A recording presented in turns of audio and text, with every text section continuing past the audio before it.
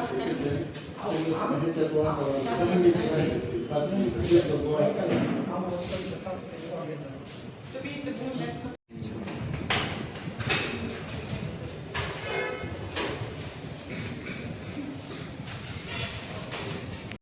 किती दिवसापूर्वी तयारी केली, आज परीक्षा झाली, काय वाटतं? म्हणजे परीक्षा तुझं होती. नाव सांग. माझे नाव संजीवनी बालाजी वाघमारे. मी इयत्ता 8वी वर्गात शिकते. 17 गावात कळंबमध्येच आहे ते गाव. आणि आजची जी परीक्षा होती त्याला आम्हाला वेळच दिला नाही, म्हणजे भरपूर वेळ दिला नाही.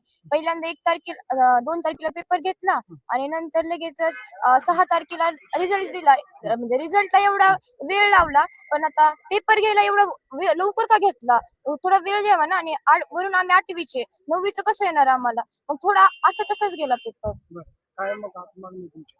असं म्हणते की मी आता 8वीच्या विद्यार्थ्यांना 9वीचं कसं येणार? मग असं मला वाटतंय की म्हणजे ज्यांनी प्रत्येक तालुक्यातील म्हणजे प्रत्येक तालुक्यातील 1-2 विद्यार्थ्यांना त्यांनी संधी द्यावी. प्रत्येक तालुक्यातील म्हणजे प्रत्येकाला न्याय तर भेटायला हवा ना. मग तेवढेच मला 20 विद्यार्थी जाणार आहे. हा हा, मग तुमची काय मागणी आहे? मला असं वाटतं की प्रत्येक तालुक्यातून 2-3 तरी जावे. मग त्यांच्या मनावर आता काय होतं.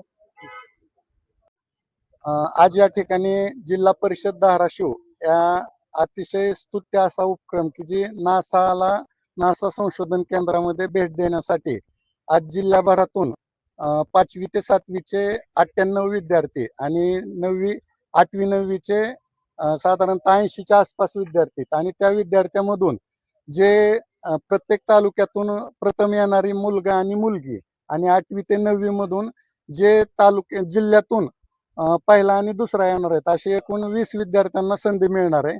तर आमची पालक आणि मी एक स्वतः शिक्षक म्हणून एक मागणी अशी राहील की या ठिकाणी दानशूर व्यक्ती असतील, लोकप्रतिनिधी असतील किंवा जिल्ह्यातील शिक्षणप्रेमी नागरिक, तर आमच्या 20 विद्यार्थी तरच नासाच्या सहलीसाठी जाणार आहेत, परंतु त्यातील आमची मागणी अशी राहील की प्रत्येक तालुक्यातून प्रथम येणारे 3 क्रमांक, मग ती मुलगा आणि मुलगी असे 48 मुलांना संधी द्यावी आणि जेणेकरून त्याचा फायदा पुढच्या वर्षी आमच्या जिल्हा परिषद शाळेमधील विद्यार्थी वाढीसाठी होणार आहे.